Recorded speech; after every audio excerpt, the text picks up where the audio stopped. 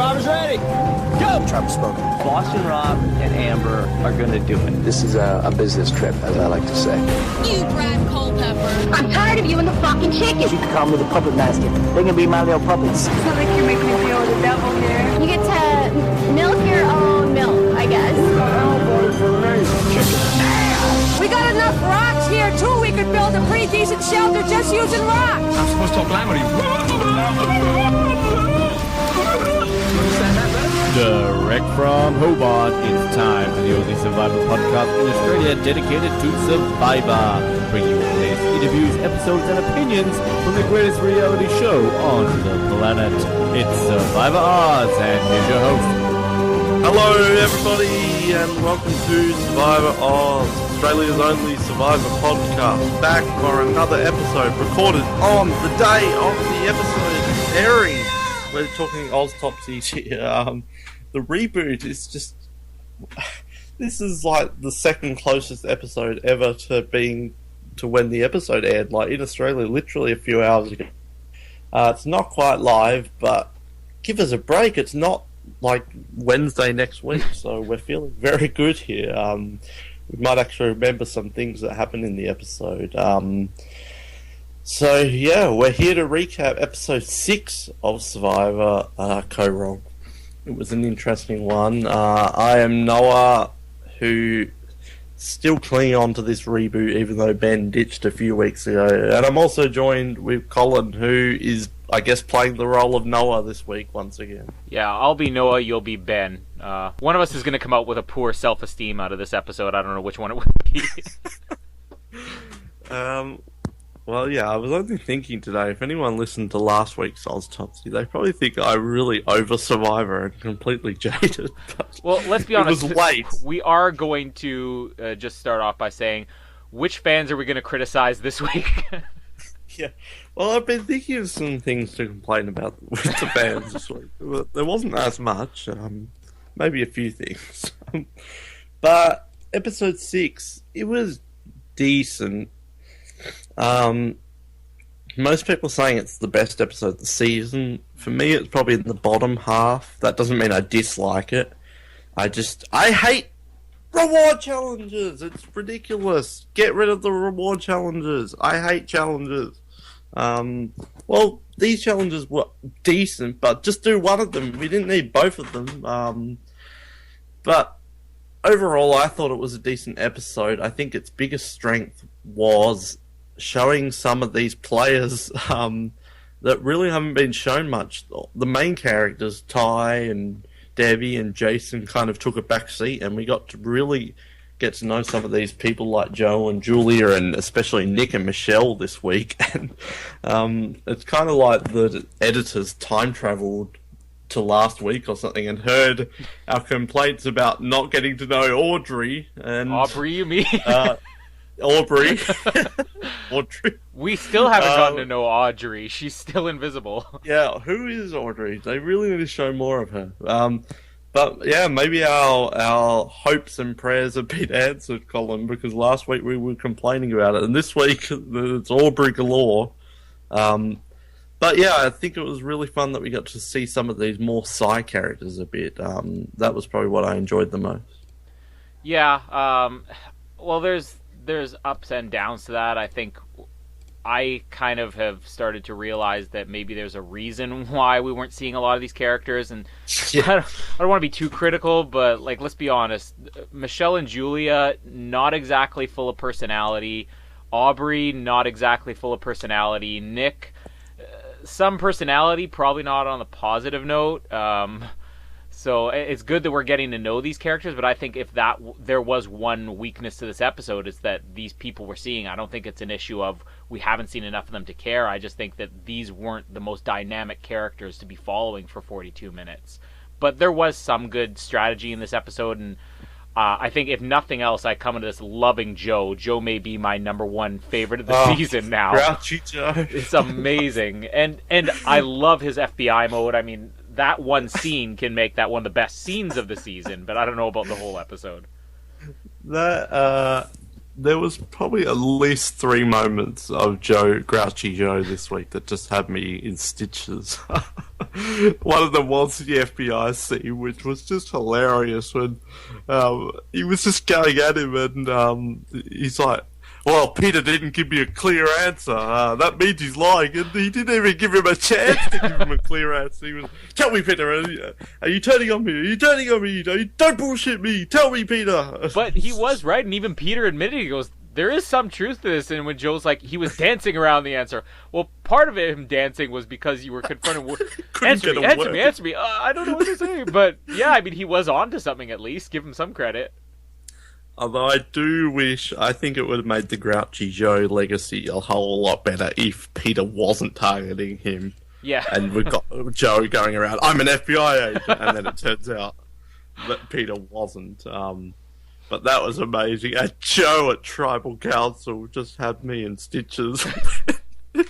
He almost was just, because there was that scene beforehand with Aubrey. He's like, are you kidding me, Aubrey? You had this plan and now you're trying to change it at the last minute? Is this part of your neuroses? Oh, that line is... I want that on a t-shirt. Is this part of your neuroses? And then it cuts to Tribal Council when she's talking to him, Julia or Peter, he's like almost refusing to look at her. And she's like, is it still Julia? And he's like, mm-hmm. And he's just looking so pissed off that I can't believe this is happening. I told her not to do this. So yeah, Grouchy Joe was hilarious. I still think, and we'll get into it, but I do think he is going to be a medevac. Based on more. I had a question about that because I'm watching the episode, and I know most people are predicting he's a medevac, but I almost in a way feel like, are we looking at this and thinking, here's the 70-something-year-old guy, so every time he stubs his toe, oh, there's going to be the medevac. Like, he scratches himself, oh, medevac, oh, his finger, medevac, cut on the head, medevac, he's too old to withstand these injuries. Well, I wasn't impressed with the outcome of this episode, for obvious reasons, if you listen to last week's Oztopsy. But I do love the fact that they took this gamble on having a 72-year-old on the show, and no matter what happens, he will make the merge. Yeah. Even if he's the first jury member, he's made it to the merge, which is pretty cool, as a lot of people thought he would probably be an early boot. But yeah, just between him, they had that line, and Joe, you got to see the doctor on the way back to camp. And then last week, he was seeing Dr. Peter. Where was the complaints this week? Peter should have helped him when his head was bleeding during that challenge. Where was those complaints? Ageist. Should have stopped the challenge. Bandage up his head. Like, come on. This man is a potential medevac with any injury he has. We have to take care of him. And even Jeff was in that. Joe, are you okay? He's like, yeah, I'm fine. So yeah, I loved Grouchy Joe too. But you made a good point. I think we were not seeing a lot of these characters. Part of the reason was a lot of them didn't go to Tribal Council, especially the beauties. But I know Michelle has a huge fan base, and I don't dislike Michelle, but I'm not sure if I'm feeling on the Michelle front. No. I definitely thought there was a chance she could be going home tonight, and I would not have been too upset about that. Again, I don't dislike her, but that confessional where she kept going, yeah, don't do that, bro. Just, that irked me for some reason. But I guess if we're looking at Chan Lo, can I just say I was very surprised they did not go to Tribal Council. Not based on challenge performance or anything, based on editing early on with this Nick and Michelle thing. Yeah, well, again, good job on the editors for being able to keep us guessing. Because when I think all of us knew we're probably going to be merging in the next episode, or I guess it's almost a guarantee we'd be merging in the next episode. So when you're watching the storylines, you would assume if they're planting seeds of we need to get Jason out, or the whole Michelle and Nick thing, that was going to be setting up, because these storylines won't really be relevant next week. So I mean, it's possible that this comes in later on with Michelle wanting to turn on Nick or something, but I mean, I don't think they're strong enough characters that that's going to matter. I think it was just a good job to fool the audience a little bit. But let's talk about that scene for a second, because I do think that Nick is, like she said, he's a little bit condescending, maybe a lot of bit condescending.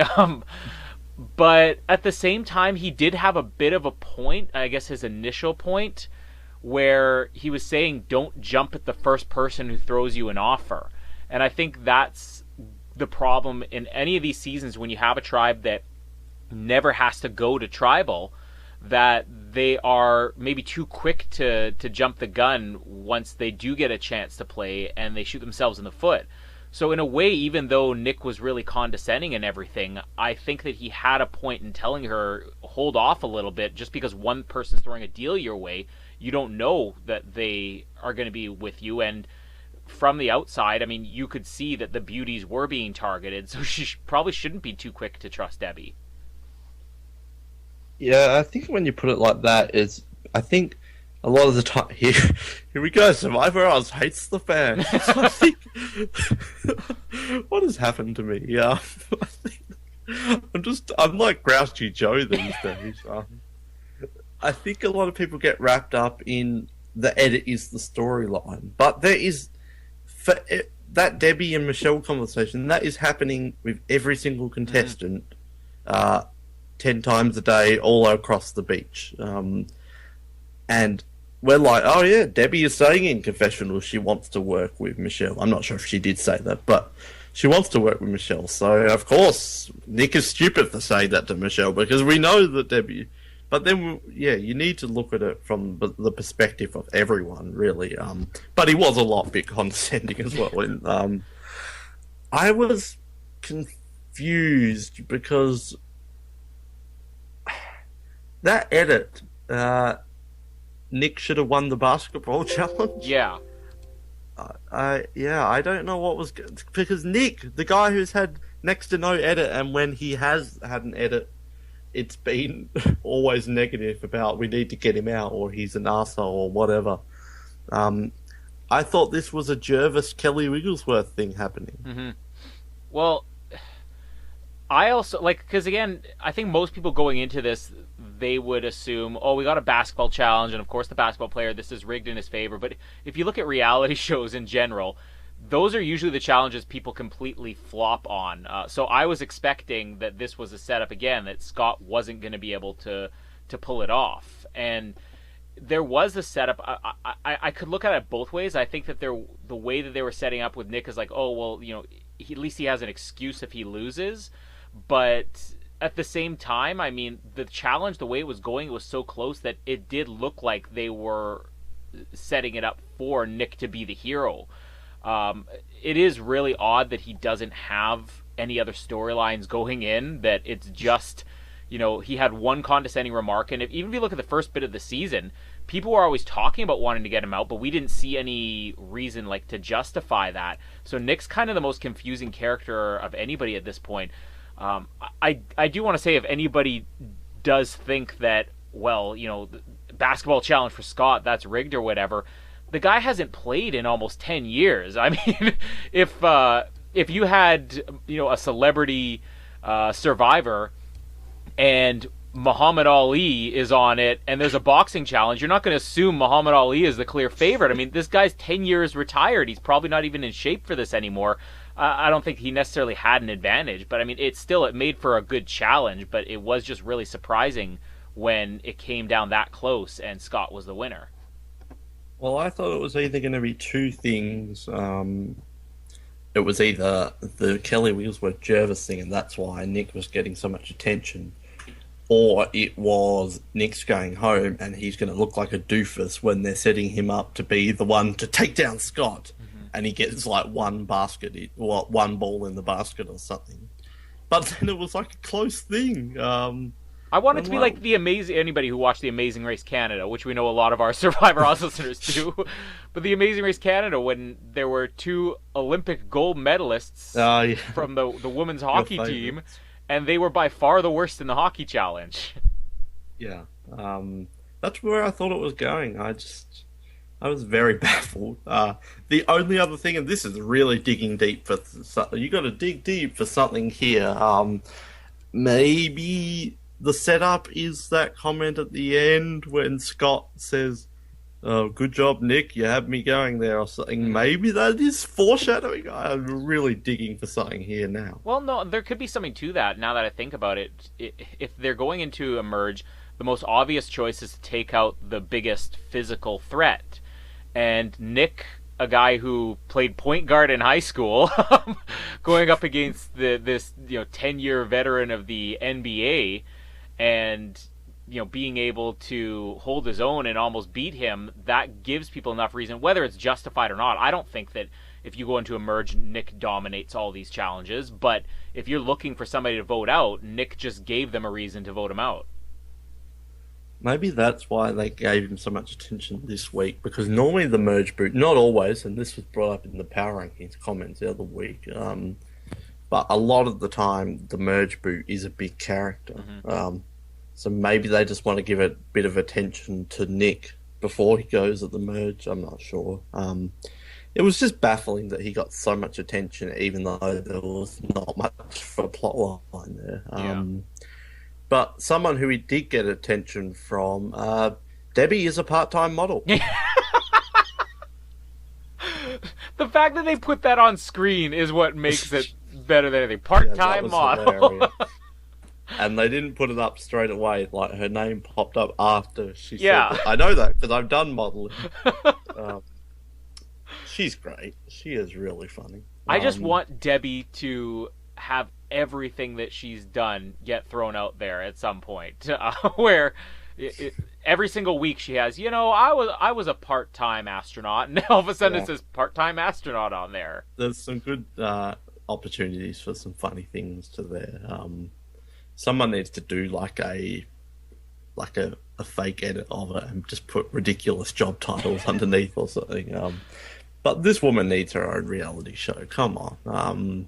Can we just have it where it goes up on there, and at one point it just says, like, even if a fan wants to do this for us, or maybe I'll do it, says Debbie, and it says contributing editor Survivor Oz under her name during a confessional. That would be awesome. I will be devastated if she is the merge boot. We have not seen enough of Debbie yet. She's one of those characters where, like, they're oversaturating, but everything is just gold. It's so good. Nick is just a great guy. I love Debbie. Honestly, if Debbie ended up with a Russell Hantz edit, I wouldn't complain. Because, in a way, I think she's almost playing up to the cameras a little bit. Maybe not. I don't really like the players who play to the cameras so much, who sort of create a character. But I think that she's aware that there are people watching and she wants to have a bit of fun with it, And I think that's where the modeling comment came from. Or who knows, maybe she was a part-time model at some point. No way to know. Well, actually, they've posted pictures. Someone found some of her modeling pictures on I didn't look at them, but I did see someone posted a link, so I've got to check them out. I did love her comment when Michelle lost the challenge, or they lost the challenge, and she went out to sea, and Debbie's like, you better watch her, she's gonna drown herself. And Sydney's like, Debbie! Oh, hold on a second here. ModelMayhem.com, Debbie has a profile on there. Yes, she is a part-time model. It's got all of our statistics here and everything. Everybody check that out. Let's link to it on our website. Yeah. ModelMayhem.com, is that it? Yeah. Debbie is great. Sydney and Jason non-existent. I wouldn't read too much into that. It's just there was nothing really relevant to the story this week. Well, although, we do have another person saying, I can't stand Jason. Let's get Jason out of there. So at this point, is that explaining that he's going to be a GOAT in the end, or is this setting up that he could be voted out soon? I kind of just saw it as a throwaway comment, just to get her on the side, but maybe it is foreshadowing that no one can really stand him except for the Brawn tribe. But yeah, I saw Noah complains about the fans. I saw someone post on Facebook today. Jason had no edit this week. He doesn't win. What? Well, Aubrey had nothing in episode 2. Episode 3, Episode 4. Episode 5. Yeah. And in fact, and then I actually posted on that.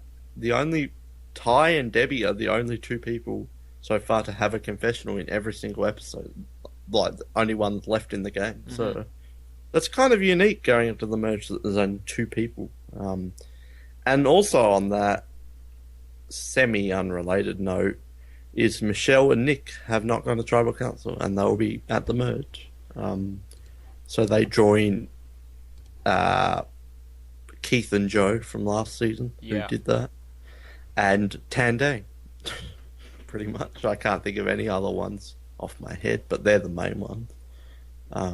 Now, again, this is kind of going along with what I was saying, that the players who don't get a chance to play the game are just too eager, and that it never really works out. I mean, are there any let's discount Palau, obviously, but are there any real cases where somebody doesn't really even get a chance to play the game going into the merge, and then they come out as a front runner or a potential winner? Keith? Keith, well, he never won, though. I don't know how good his chances ever were. Well, let's look at Tandang. Yeah, not really, is it? And that could just be, there's nothing to... Like you were saying, the scene between Michelle and Nick, why was it on there? Because you have to show something, maybe, going into this. But I would assume if anybody was going to win, we would have something to set them up. We were talking about this with Aubrey last week. We would have something to set them up. And I think that Nick and Michelle and Julia are so far out of it at this point just because we haven't even been introduced to them as players yet. I mean, the closest thing we've had to any strategy was Debbie saying, I want a woman to win, and then Michelle saying, hey, Debbie wants to work with us, and Nick saying, no, doesn't sound like a good idea. There you go, there's your winner That's at the it. extent of Michelle's story. Yeah, here's Survivor Oz complaints about the fans of the week. A lot of people are claiming Michelle will be the winner of this season. Oh. I'm with you. We've had nothing substantial from her at all. And it's kind of coming... A lot of people thought, well, we're not seeing anyone because Ty is a camera whore. That is partly true, but I think it is becoming clear now why we haven't been seeing a lot of these characters. Because they're just not that appealing. Yeah. And people are going to shout casual fan at me now and call me an idiot and everything.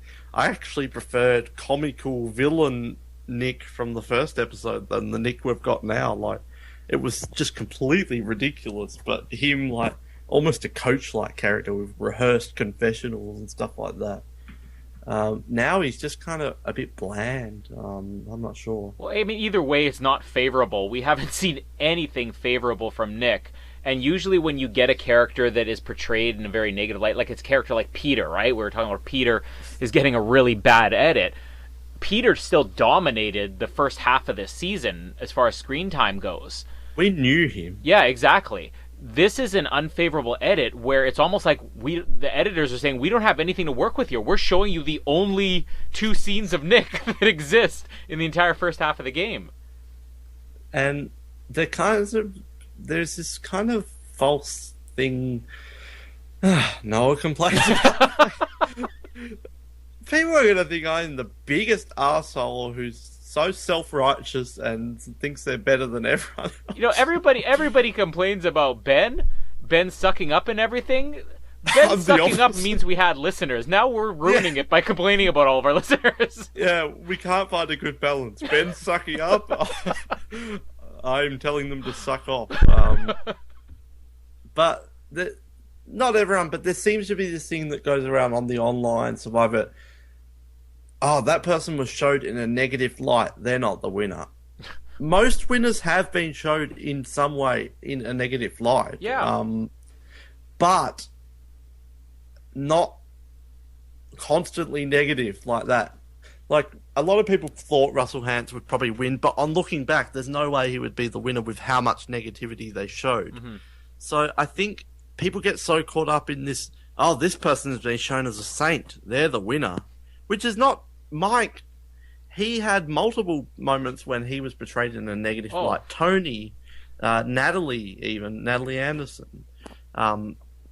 So it's not like that's non-existent, but we still know them as players, and they're also shown in other lights as well. They're not one-dimensional, and Nick and Michelle, as characters, not as people, if Nick and Michelle are listening, are being portrayed as one-dimensional, and Nick especially has not been really shown in any light positive at all. You know, the only season that comes to mind for me where I can think of a winner who wasn't really even present in the edit was South Pacific with Sophie. And I'm not criticizing Sophie. I think that Sophie played a decent game for the competition she had out there, which was not that great. But I'm sure even at this point, Sophie had more going on than Nick, Michelle, Julia. Like, I mean, I don't even need to look at a confessional count, but I know I knew who she was. And I can honestly tell you that if you were to show me Nick, Michelle, and Julia prior to this episode, I probably would have to see the Survivor logo next to their name to realize they were ones on Survivor, because I couldn't even picture them in my head. I can vaguely picture them now, but they are so non-existent, they're out of the game. At this point, I think that the characters that have potential to go to the end is pretty much everybody but those three. And people are going to hate me to say this, but Aubrey too. I mean, we had Aubrey playing the game this week, but as a character, who is she? You know, do we know anything about her?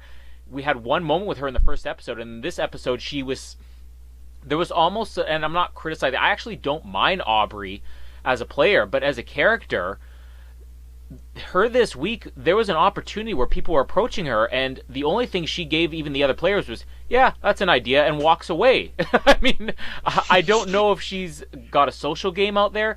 I don't know if she's ever going to give us like a really fun, dynamic scene. You know, maybe she does end up being like a Sophie, a winner that just goes all the way to the end, but it's not looking like I honestly want fans to tell us what is going on in the... We're going to criticize the fans. I'm honestly just looking for an answer. Explain to us, based on the edit, based on what we have seen, why these are characters that you think could go all the way, because I'm not seeing any of it. Well, I guess one argument you could make, maybe one of them will be a third placer. But, yeah, even Sophie, this is just a random thing to remember, because I'm not a big Sophie fan, but even in episode 1, we learn that she speaks German or something like that, and that she's a med student. So that's at least... like, we're getting... Can we think of a character by the merge where we had really no clue who they were? If you ask me Michelle's job right now, I could not tell you at all. I have no clue either. And of course, right now, every fan out there listening to this is Googling it so they could later respond to the post and be like, I knew what it was. It was this. No, to be fair, now I'm recalling she was a bartender, and she did bring that up in episode 1. So at least that's something from Michelle. She did bring up, I'm good at socializing because I'm a bartender. So there's something. But is there a winner by the merge where we really didn't know them?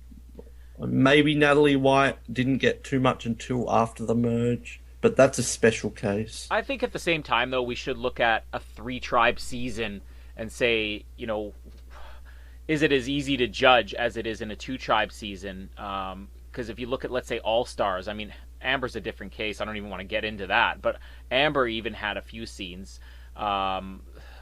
Philippines, Denise, I mean, she obviously had a lot of stuff going on. She went to every tribal council. She went to all the tribals. Maybe that's, again, a different story. It would be hard because we don't have as many 3-tribe seasons. You have people like Tony and Denise who were at tribal council a lot. You have someone like Amber that wasn't really there a lot.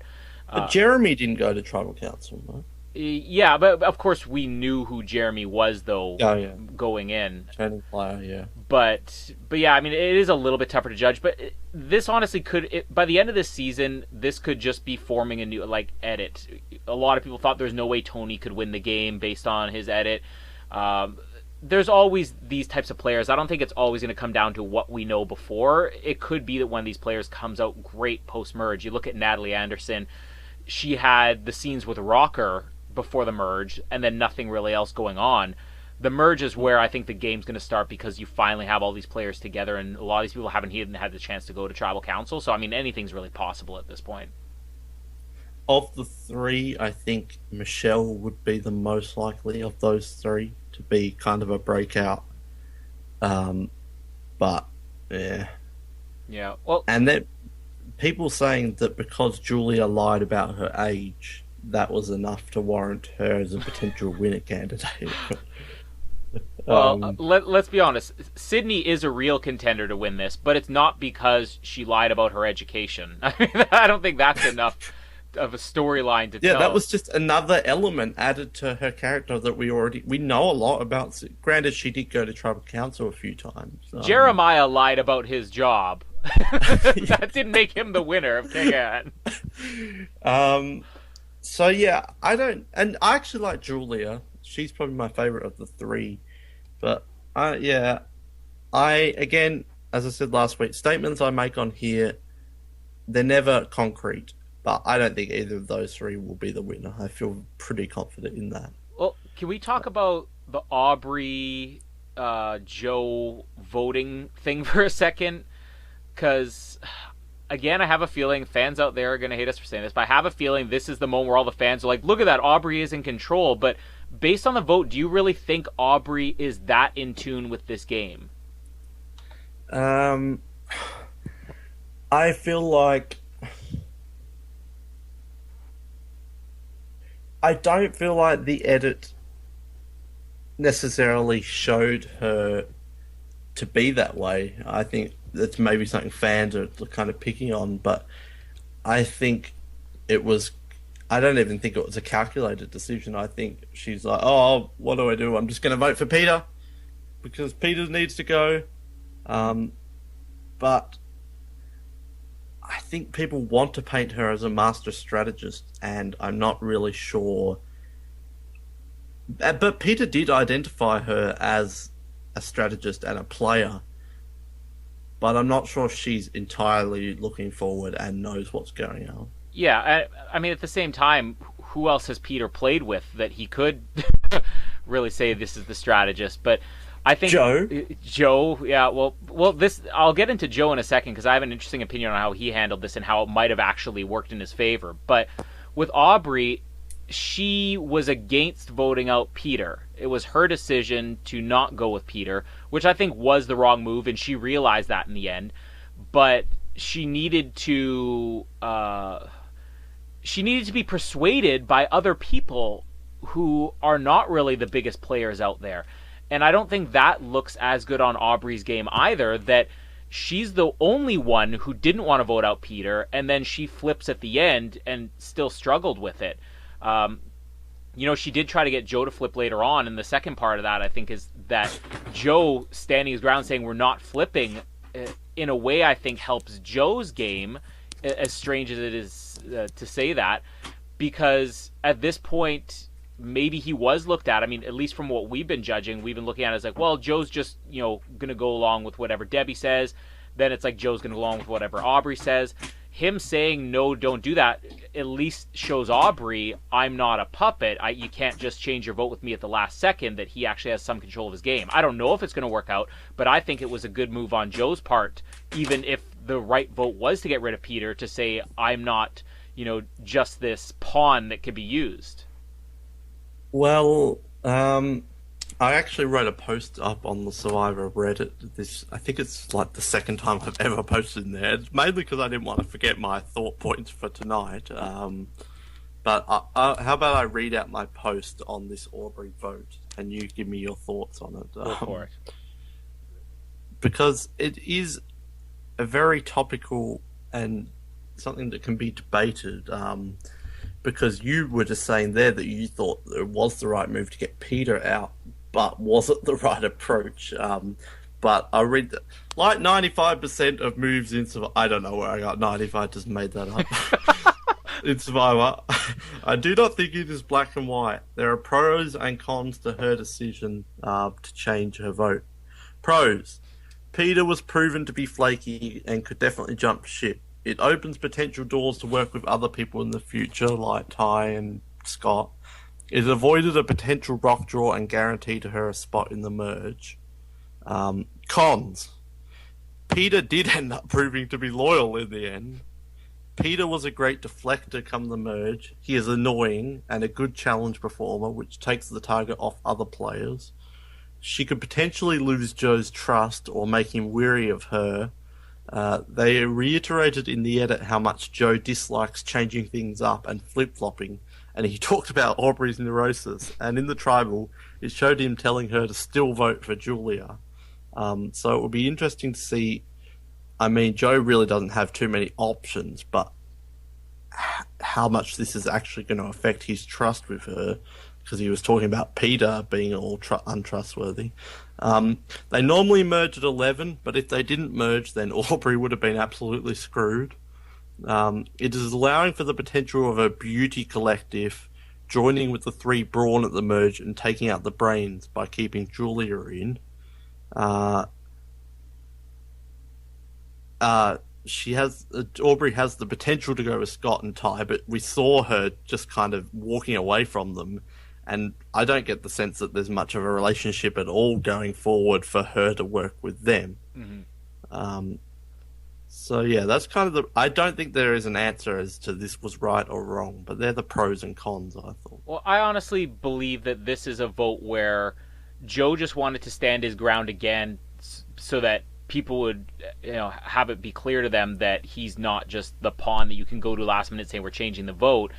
And I think Aubrey clearly writing on there Julia and then crossing it out was, to show that it was a decision she wasn't going against Joe.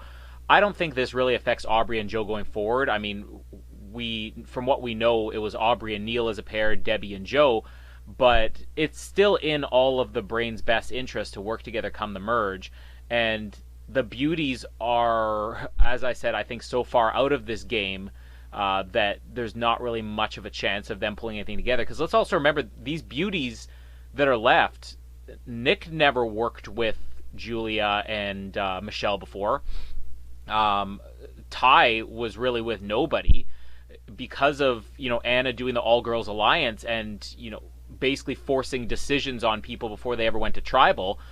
There's no reason for any of these beauties to work together. I think the beauties are just going to be completely scattered going forward, and I think it's still in everybody's best interests to work together on the brains. I don't think this affects Aubrey and Joe at all, and I think Joe probably knew she was going to flip, and he just wanted to make sure he wasn't going to be that guy you could go to at the last minute and say, we're changing the vote, and he has no choice and no say in the matter. I'm mixed on the beauty there, because I can totally see the beauty and the brawn joining together, and the one connection there is Ty, because Scott is tight with Sydney and Jason. That's an unbreakable thing there, at least until further down the line. But he wants Ty with him because of the idol situation. He's not and we've seen them together a lot. It seems like that is. By the way, that's a much better pairing than Caleb and Ty. Yeah. This one is much more interesting. And this week I realised how much I would actually be disappointed if Caleb did come back to play the game. I just don't think there's anything warranted there. But that's a different story. Ty is going to bring in... Scott is going to bring in Ty, and that makes a 4. Last week there was a comment from Ty saying, Anna and I have a really close relationship. I get the feeling, even though he was caught out with the idol, I don't think the women were isolated from Ty. We saw scenes of them on the beach laughing together and they were having a good time. I think they would go with Ty. I don't think it's a case of them, Ty was looking for the idol that one time. So I think he could get Michelle and Julia, because Michelle and Julia, there's another connection. Those two are going to stick together. Mm-hmm. So those three, that makes a 6. Scott, Jason, Sydney, Michelle, Julia, Ty. And then we saw this week that Michelle and Nick, even though they didn't have something, they do at least have something now. So if they wanted to bring a 7, even though they technically don't need it, they would have the majority at 6. If they wanted to bring a 7, then they could bring Nick over to join them. So I don't know, I think Ty is a joining factor here. Yeah, I mean, but at the same time, it could have just been Anna, but Anna, I think, was speaking for everybody. When Anna had her pick, which guy do we want to pull over, Ty's name never came up. And that probably had a lot to do with the idol. Now, at this point, we know everybody has an idol, or at least, all 3 idols have been found out there. And there is still the threat of, well, let's get the person out who has the idol, especially if people know, or those with the idol know, you can combine these things. So there's a chance that the idols get combined. We talked about that last week. But there's also a chance that those who are going to combine the idols will instantly target the person who has it. So which one of... That's the way I would see it going down. If people were really trying to play this advantage, which 2 people with an idol are going to target the third person with an idol to get that out of the game? I think I said last week that Scott's issue was he knows where 2 of the idols are, but he doesn't have either of them. But now I'm beginning to think that may be a good thing, especially if it leaks out that other people have the idols. But, yeah. Side note, I bet the producers were kind of upset that Neil found the idol, because he is a bit boring. Well, I mean, and again, I'm liking this season. I think the only thing that sets it apart or holds it back from being a great season is the fact that we don't have the most exciting cast, and I don't think that's based on the edit. But Neil's not the only unexciting one out there. I mean, half the cast at this point is a little bit dull. No, but I feel like they were jumping up and down when Jason and Ty got idols. Yeah. Were they celebrating and having a party that night when Neil got the idol? I'm not sure. But what do you think about the idea of voting out Juliet? Because, as I said in that post, it's not black and white. That's something that I think Survivor Oz hating on the fans. This is something that people really forget. And I know it's all just hypothetical discussions when people talk, but I really do think there's pros and cons to almost every Survivor move. And what about keeping Peter in and voting out Julia? I think it was, like I said, a very conscious effort on Aubrey's part to write Julia's name and then cross it out. Like, I think she always intended to make sure Julia's name was visible and crossed out, because you could cross a name out much better than that, or even just ask for another paper or something. But at the same time, I do believe that she was struggling with who to vote with, because it would have been tough either way. The downside of Peter is that he was conspiring with people, and not only is he conspiring with people, but the people he was conspiring with, the people he was going to, trying to change the vote up, were saying, hey, you really should get rid of Peter. They had an opportunity, they could have used Peter, but even they didn't trust him, and that really says a lot for how dangerous Peter could have been if they kept him around. But at the same time, you were just running down the numbers of how the beauty would be valuable going forward. And taking out one more beauty means that the brains have the clear advantage going in. And I think they were, as dysfunctional as they are, I think they still were the tightest group that we had of those first 3 alliances. Do you think they could have leveraged Pete? Say they wrote out Julia. Do you think the 4 of them, Aubrey, Joe, Debbie, and Neil, could have leveraged that and say, hey, join with us. We're willing to vote one of our own out. We'll get Peter out first at the merge. If you 3 Brawn join with us, we're going to be loyal to you. We'll take one of our own out. Like you're talking by voting Peter out this week, that they would leverage it next week? Or no, by voting Julia out this week, come the merge, they can then turn on Peter and use it as leverage. Say, hey, you don't want to vote any of your own out, we'll vote a brain out, and you guys join with us. Well, I mean, I think that definitely would have been an option for them, but again, the problem is Peter was doing this much behind the scenes working, trying to get something together when they had a tribe of 7, and who knows, he could have pulled it off if he hadn't already been known as being so arrogant and so untrustworthy. This vote could have been flipped very easily this week. I think the danger is you go into next week when there's even more numbers than, 7 this week? You have even bigger numbers going in, then Peter has that many more options, and I don't think it would have been a good idea to keep him around, because who knows what he could pull off. I'm still sad to say that Peter's gone, because I think that Peter, especially in this episode, I think really stepped up as one of the most entertaining characters. Not the type of guy where you're like, oh, what a brilliant player, but I mean, I said last week on my favorite types of players are those ones who are just, crash and burn gloriously, and Peter's definitely one of those characters, but I don't think if I was out there, I would have wanted to keep Peter around for even one more day. They normally merge at 11, and I've talked about on this show before playing for the swap. You know that there's going to be a swap. Mm-hmm. Play for the swap. Don't play like you're going to need challenge strength or something like that. If they didn't merge, Aubrey is freaking screwed. Yeah. Do you not think that should have came into play, or do you think it was so set in stone, we're merging at 11? Because... yeah, it seems like she would definitely be voted out next, especially they don't have Peter's strength now. Or do you think that shouldn't even be taken into consideration? It's just always going to be a merge at 11. I think that everybody knew there was going to be a merge, which is why Peter was the better target this week, because you might as well take out somebody who has a better chance of strategizing. I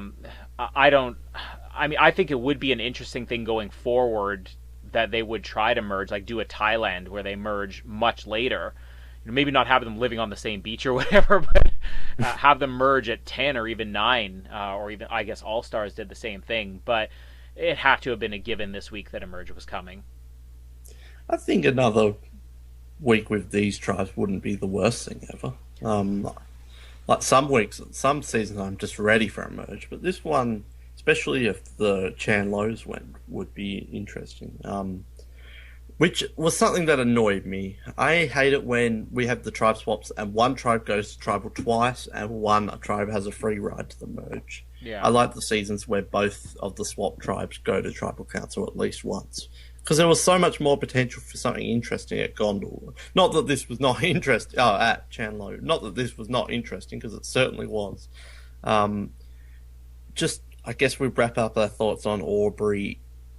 She was definitely one of the most notable players this week. But again, after this massive moment of changing the vote, which, side note, Jeff Probst spoiled this. He does I'm not sure if you read them, but he does the questions with Dalton Ross. Yeah, I haven't read the week. last few weeks, no. And last week, Dalton Ross said, tease this up for next week. And Jeff says, all right, we have a first at Tribal Council next week. So as soon as we saw Aubrey there writing Julia and the camera waited there for about 10 seconds, I knew exactly that Peter was going home. I'm not sure if I would have known that had I not read Jeff's thing. I'm not claiming that I'm a master at reading the edit or anything like that. Reading the body language of Jeff Probst, even. Yeah. But he completely spoiled it. That pissed me off, because especially with it being Peter who ended up going. But Aubrey, she was such a main character. I feel like they did not paint her in a particular positive light even after this thing. Like, we had Joe's comment on, is this your neurosis thing again? And we had her walking away from camp. Like, this was not one of these things where they spun this to be like this brilliant move, I feel. Well, if anything, I think people need to look at it and say, she had the opportunity to get Peter out and have everybody on board. So let's say, that it does. I don't think this is the way it's going to work, but let's say that Joe just says, I'm done with Aubrey now. Well, she cost herself Peter as a potential vote, and she definitely cost him as an ally. And all she really had to do was just listen when everybody was saying in the beginning, we need to get rid of Peter. And I think it did show her that she has control in the game, that she, has some influence. But I don't think if it's painting her in any way, I don't think it painted her as a person who is thinking as hard about the game as they should or making the right decisions, because ultimately she had to have everybody else talk her into making this move. And it got to a point where one of the people the guy who suggested in the first place wouldn't go along with her in the end. I think that she's probably not playing the social game as good as she could. And I definitely don't think that she's as intuitive in the game as she should be, because otherwise she would have made the decision to vote out Peter right at the start. This is pure speculation. I do think when we saw episode 1 with her like having that meltdown, I do think the conditions are affecting her a lot. Mm-hmm. Well, I think everybody. Everybody but Joe, apparently. I like Aubrey. Like, don't get me wrong. Don't say, oh no, I hate Aubrey and all this stuff. But it just seems like she's playing the game, but she's just a bit monotone almost. And like in the preseason, I know you didn't really look at it too much. She was really bubbly, and most people were saying, oh, she's Shireen 2.0 and all this stuff. But then she's just kind of, again, just like one of these more, not bland, because she's definitely a unique player, but yeah, I'm not sure. I like Aubrey. I just don't think she's a breakout player. And a lot of people are claiming she will be the winner. I'm putting her in my list of non-winners as well. And again, always prepared to be wrong. Yeah, and again, I don't think that people should assume that, we're critical of Aubrey, because I wanted to after last week, especially. Sometimes you see fan reactions and you're like, oh, that's kind of annoying that everybody thinks that, and you want to just jump on the bandwagon against them. So I almost entered this episode wanting to just prove, oh, Aubrey's terrible, she should be gone, she's boring or whatever, she doesn't know how to play the game. But I found it the opposite. I thought, well, she has something going for her, and I actually didn't even mind her as a character, even though I said she's not exciting. I think that's okay sometimes. So I came out of this episode liking Aubrey a little bit more than I thought I would. But because of that, I can also recognize that she didn't necessarily she made the right vote in the end, but she didn't play it in a way that actually helped her going forward. If anything, I think she strengthened the alliance of everybody else on the tribe, because they were all on board with each other. So, now you have the Scott, Julia, Ty, and those three were working together the whole time. They were always on the same page. They have potential to look at Aubrey and say, it took a lot to convince her. And even when they approached her, the fact that they even commented on, yeah, she just sort of said okay and walked away, so I don't think she's considering it. I don't think that she's making herself the type of person that people want to approach her strategy going forward. Again, I could be completely wrong, but I think there's enough in this episode to back up that argument too. Yeah, I feel like overall it was a damned if you do, damned if you don't for Aubrey. If she kept Peter or drew rocks or voted out the way she did. Yeah, the way she did, I agree. I think that had she made the right move and just said at the beginning when she was approached, let's get rid of Peter, then she would have been okay. But by saying no, even if Joe hadn't said, no, I'm not changing my vote, she's already made Scott and Julia and Ty think she's not somebody that you can play with. I would not be surprised if Aubrey is the merge boot. We know you predicted that last week and got some criticism on the power rankings. Oh yeah, that's true. I so hope. Again, I don't dislike Aubrey. She's more interesting than a lot of people on this cast. But now I really hope she is the merge boot. Just if you want reference, go and look at last week's power rankings in the comments. What was made this, again, there's just so much, we'll wrap this up, but there's so much to talk about this vote. Not my favourite episode, but it wasn't definitely but what made this so interesting is that Peter didn't turn on them, and that's what I love about this vote. Peter was loyal in the end.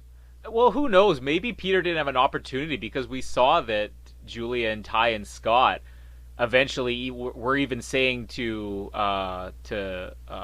Aubrey, you really shouldn't be trusting Peter, and they had the opportunity to go with him. Maybe it was clear to Peter, these people don't want to work with me, but I think Peter's so full of himself that he probably assumed, yeah, I've got everybody wrapped around my finger, it's this handsome face of mine, or whatever it is he was going on about, the good-looking athletic person he is.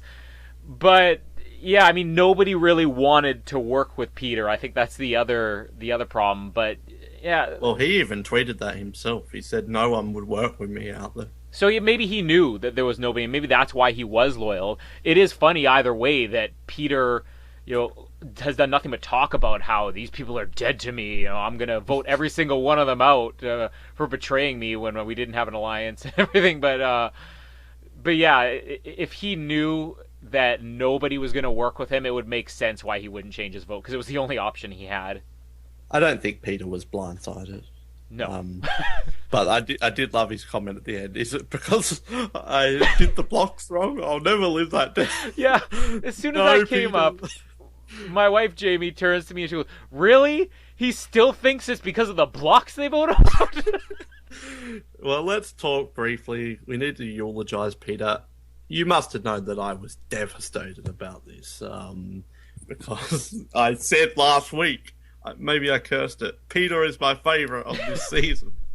And I knew this would happen because there was that comment last week and I brought it up on the Oztopsy. He said, "Oh, I've got a clear path to the merge. There's no way I'm going home before the merge." It's kind of like Cat, blindsides are fun kind of thing.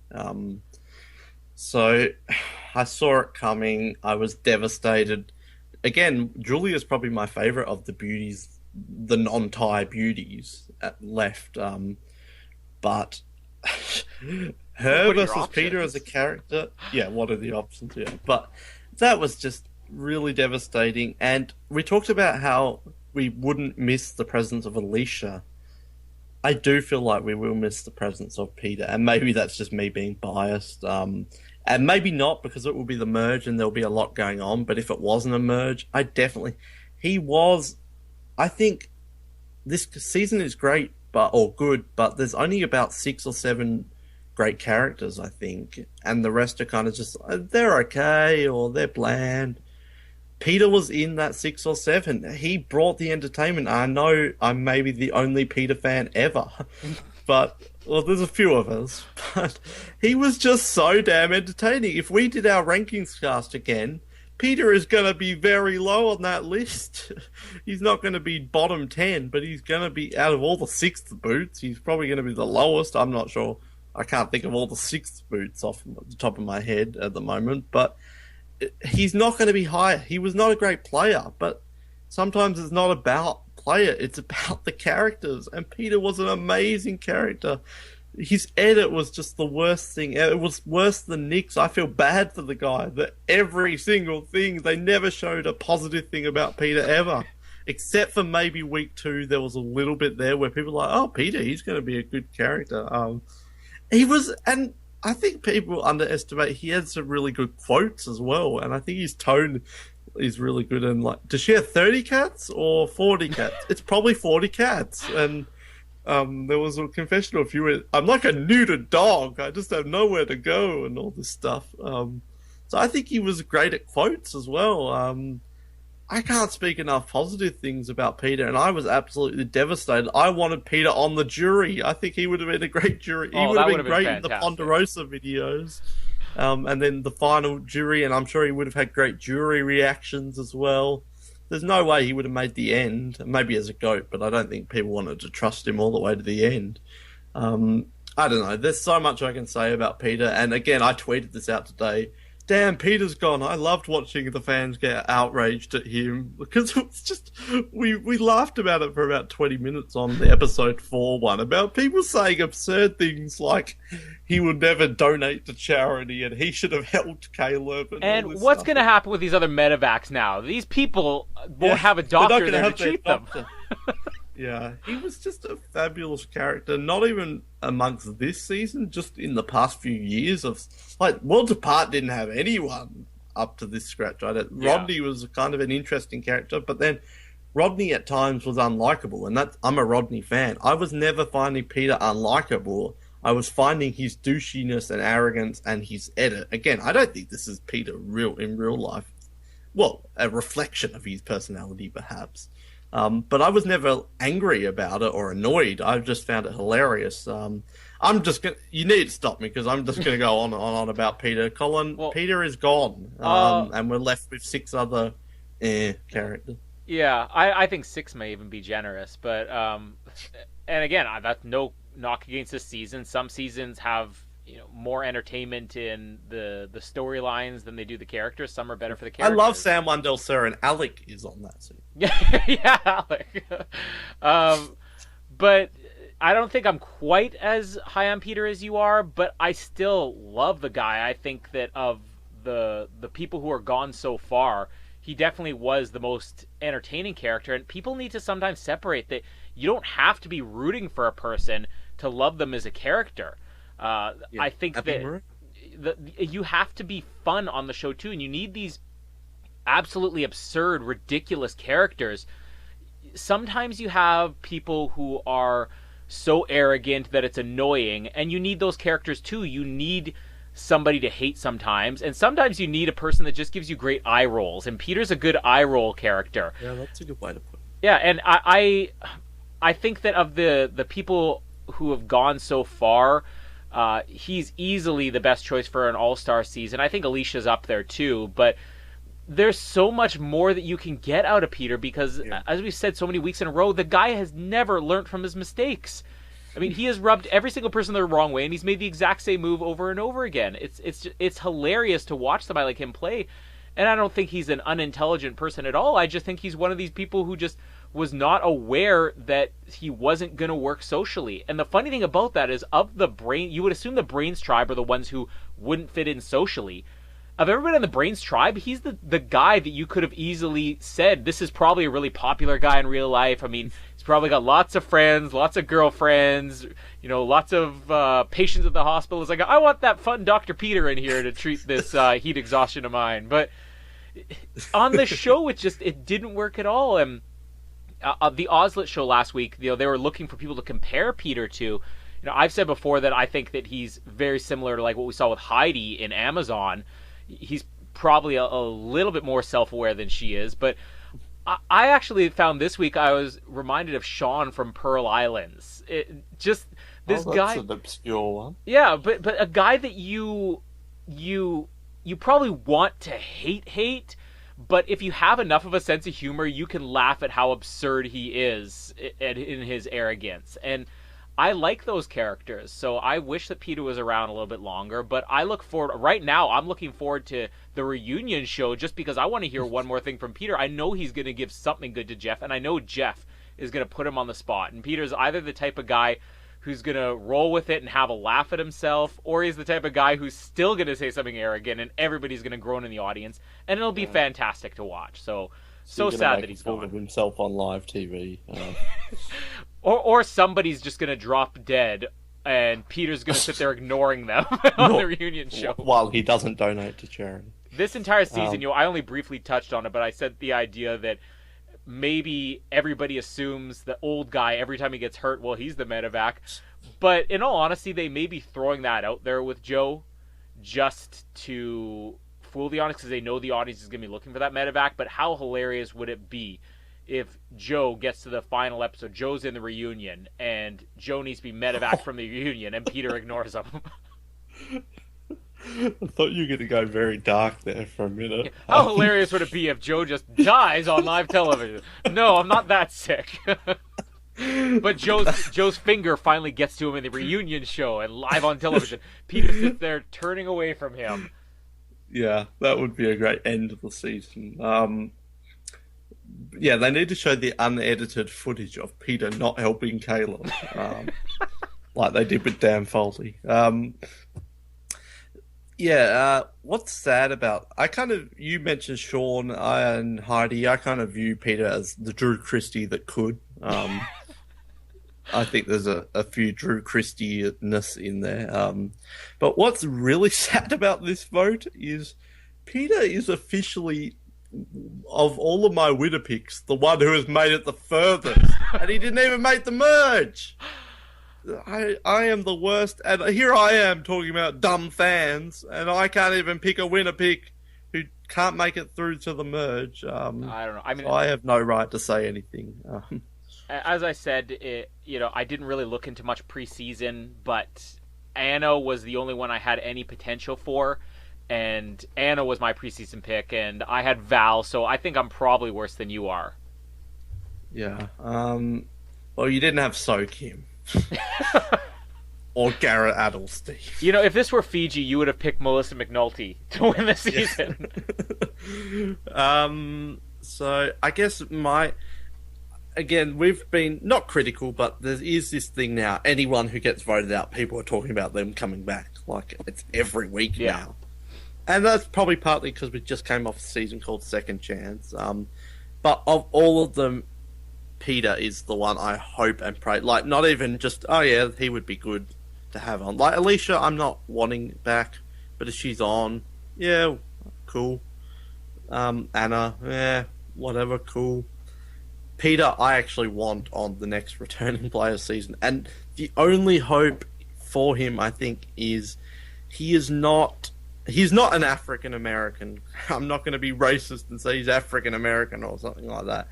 But he's not Caucasian. And Survivor always tries to cast one or two people who aren't Caucasian. And I think that is the only hope of, well, we're not bringing back Jeremy again, and we're not bringing back Philip again. We're not bringing back James. Ibrahim's out. Let's bring. Oh, I'd love to see Ibrahim's second chance. Let's bring back Peter. I think that's his only hope, and he is a good candidate because he's entertaining. And I think they knew that because I talked about Ty and Debbie being the only two with confessionals every episode. Peter was as well up until this one when he got voted out, and like even in the Caleb episode. So he was a go-to person, I think, for confessionals and for moments. But enough of Peter. I'm very upset. I like Julia. I would have much preferred someone who's going to cause more drama and entertainment. But yeah, we must move on. We're going to wrap this up. I've got 2 questions for you, Colin, to kind of wrap this up. Question 1, what is tuna salad? You don't know what tuna salad is? I don't think we have tuna salad. Well, it's just like... We have tuna, and we've got salad. Like you have canned tuna? Yeah. Yeah, it's just tuna mixed with, let's say mayonnaise or some type of dressing, maybe some vegetables finely chopped in there. It's really good. It's fantastic. I eat it all the time. Tuna. I don't know if that's what I would want for a reward. I was looking at it thinking, yeah, that looks fantastic. I want some tuna salad right now. That. That's what I always do when they go on food rewards. Here I am sitting in my lounge room watching Survivor. By the way, they're out starving. This is Survivor Oz gives recipes here. If anybody out there actually knows how to make tuna salad, like even just mix some mayonnaise in with some tuna or something, the most odd combination that you wouldn't believe is actually really delicious is take a slice of apple and put some tuna salad on it. It actually tastes really good. Colin. It is so good. It is surprisingly Canadians. Good. Oh, hey, apple and tuna salad. Yeah, maple syrup would be going too far, but tuna salad on apples, it is really good. I'm not joking. If any listeners out there want to give that a try, if you can give us a review of the tuna salad and apple, but actually try it first, then we will give you Ben Waterworth's spot on the Oztopsy for the rest of the season. Hey, isn't that technically my spot now then?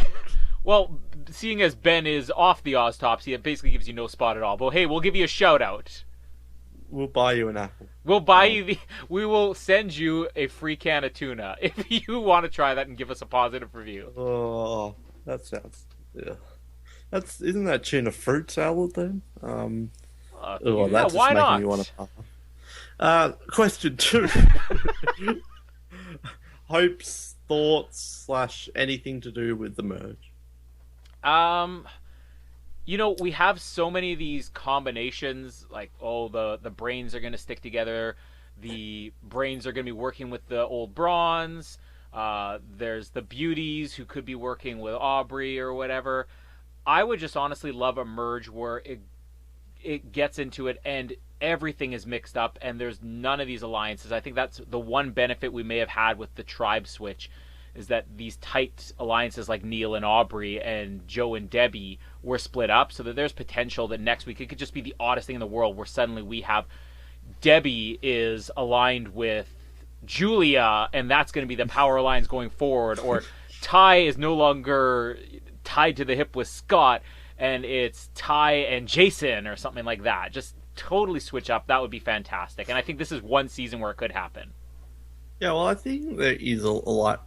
We need to not get set in stone with alliances. Often they do stick at the merge, but I mean, who predicted Sarah Lucina would be voted out? Oh, that's what I'm still so sad about. Don't bring that up. It still hurts.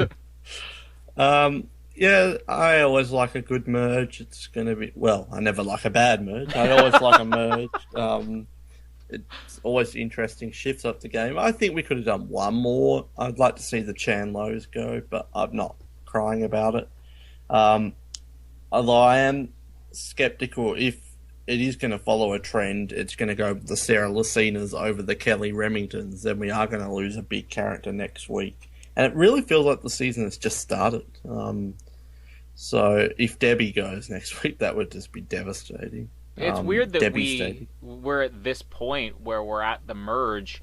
And I know we had a medevac in there, but still 6 episodes in, and it feels like, and I'm not even saying it in a bad way, but it feels like this is episode 3 or 4, and we still have quite a bit we can get out of these people before a merge. Yeah, I think maybe that Caleb episode just really shifted things up, and it felt like we didn't really have an episode almost. I'm not sure. Or the fact that there was a 10-minute reward challenge this week taking up a lot of screen time. Yeah. So, yeah, the merge is coming. Get ready for a lot of balancing endurance challenges. Or just more basketball. Yeah, every challenge. And a lot of reward challenges now that we're at them. This season we've been very lucky. Only 2 of the 6 episodes have had reward challenges. And for me, who hates reward challenges, that's very lucky. And maybe that's why we feel like we know a lot of these players, although there is still some. Is there one player you feel like we don't at least have a bit of an inkling in now? Is there one player we're going into the merge where like the Alec? Yeah, Julia. Yeah, I guess Julia, although she had a bit of airtime this week.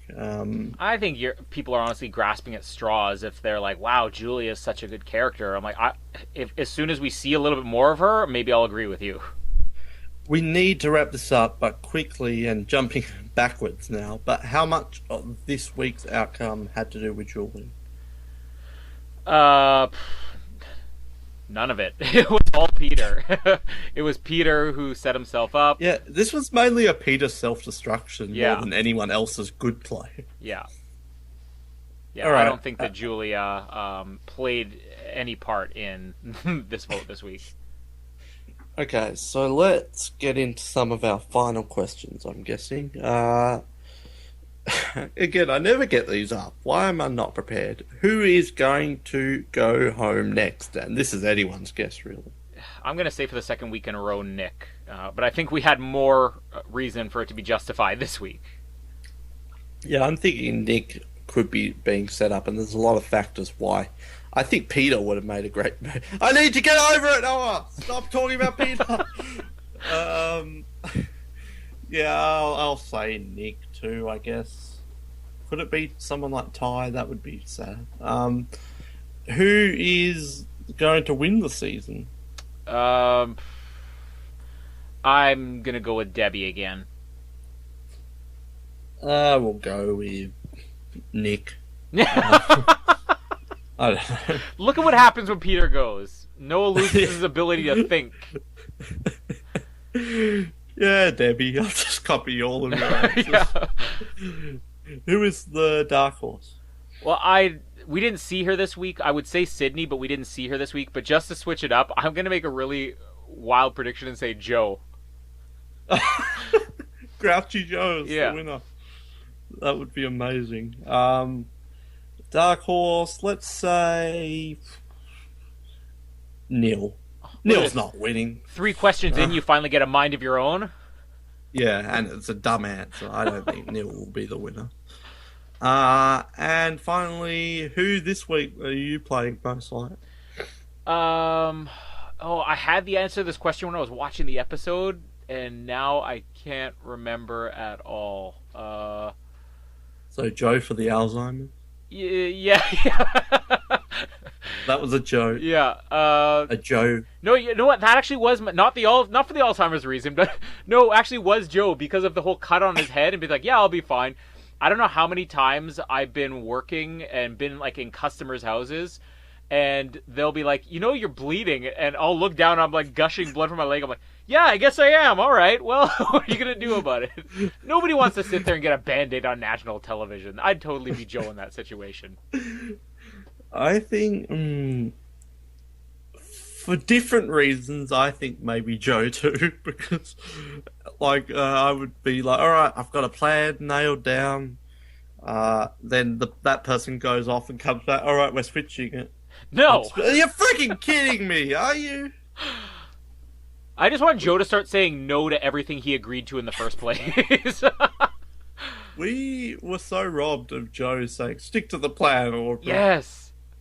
Well, now we have the new T-shirt, the enough of your neuroses or whatever it was. Yes. I cannot get enough of Joe in that tribal council. He was not even looking at Aubrey. He just looked so pissed off that this was even happening. Like, And this yet is his worst nightmare. I guarantee he still knew exactly what was going to happen. Yeah, it was great. I'm going to go back and watch that as soon as we're done up. Joe's face at tribal council. Just vote for her. Aubrey, stop doing this. All right. I think that's Brain Body Beauty. Anything we missed? Any important things we didn't cover? It was not my favorite episode, but I think it was a good one to discuss.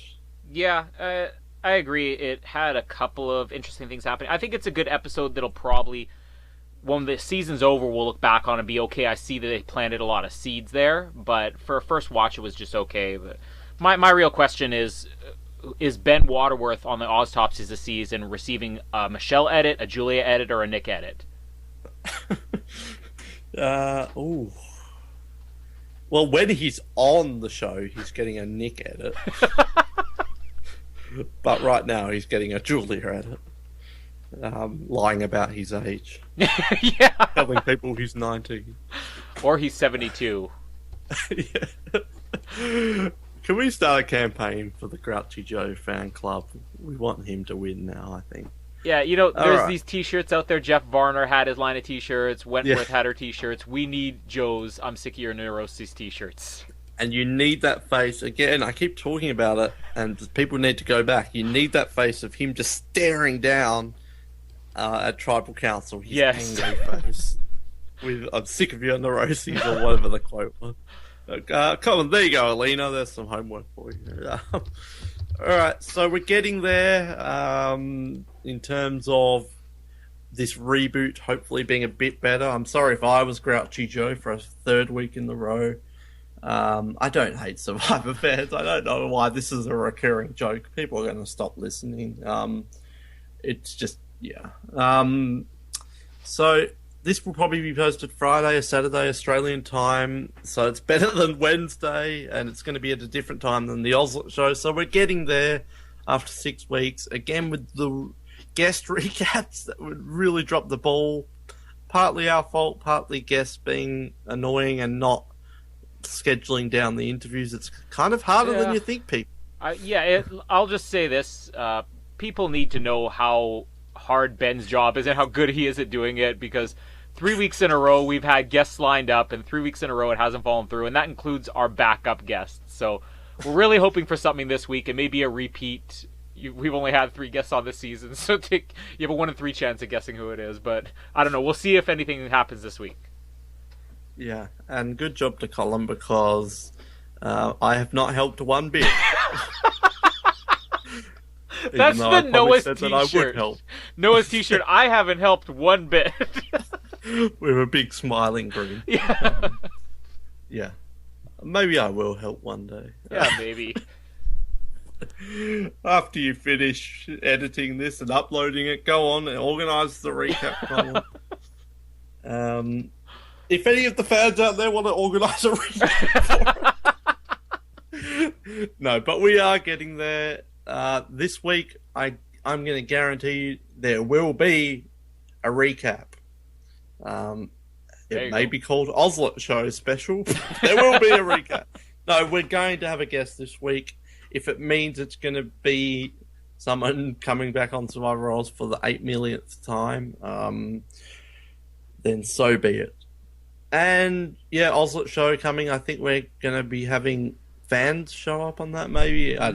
Something more for Colin to organise. Yeah, not this week, but it's looking like next week. So that's something I don't think we plugged it on this show, but on the Ozlet show, if anybody wants to listen to it, if anybody wants to listen to it. But we put it out there for doing a fan segment where any of our listeners can come on and record for part of the episode with us, give us their thoughts on the episode, debate with us, debate with Kristen, Cable, debate with Jordan, whoever you want to debate with. But we've got somebody lined up for next week, hopefully starting that, and anybody else, just shoot us a message. You can appear on the show too. You too can be like Colin and Noah. After we just ripped into you. Yeah. 45 minutes. There's an opportunity. Come on the Ozlet show and explain how much you defend. hate the criticism of the Oztopsy. I'd actually love to hear from some of these comments where I read and then I come on here and complain about it. I would love to. Because it's kind of not fair. I've got this avenue and they've got no point of reply straight away. But yeah, it's nearly live. We're only a few hours out. Hoping next week, probably not live, but we will hopefully do it on this day again so that we can have the Oztopsy out at the end of the week and then maybe the Ozlet shows at the start of next week and the recaps whenever we can get round to it. So, yeah, stay tuned. Sorry, Catherine, Zachary, all the other people who tune in live. This reboot has not turned out the way we initially pitched it, but it's still been fun. And give us some feedback. Apart from complaining about me, complaining about other people complaining, are you liking the reboot format? Would you rather the Ozlet show and the Oztopsy just be conjoined as one? So let us know your thoughts on my Twitter, Survivor Oz Twitter, or the website or Facebook, because we do read them, most of them, I'm sure. So, yeah, that's that. I'm really enjoying this season. Looking forward to the merge. And yeah, Colin, thanks for being me again. You're welcome, and 1 day down and 6 more days of covering for Noah to go. Yeah. And happy birthday for yesterday. I hope you got lots of tuna salad. Yeah, no tuna salad, but there's always today, I guess. I celebrate 2 or 3 days worth of birthdays. Yeah, I hope you enjoyed scheduling recaps on your birthday. Yeah. If any survivors out there are listening and want to come on our recap, come on as a birthday present for me. Birthday present. Yeah. Anyway, tune in next week and the Ozlet. Who's doing the Ozlet show this week, Colin? Cable. Oh, that's one not to be missed. And Ryan. Oh, double trouble. Not missed that one. So tune into that and give them some feedback. Look, we haven't got too much feedback for the Ozlet show. We need to know whether or not we cancel it or renew it for season 33. But anyway, I'm just rabbiting on, so subscribe, like, Twitter, anything else, and we will speak to you next time on the trains. Good night, goodbye. Good night.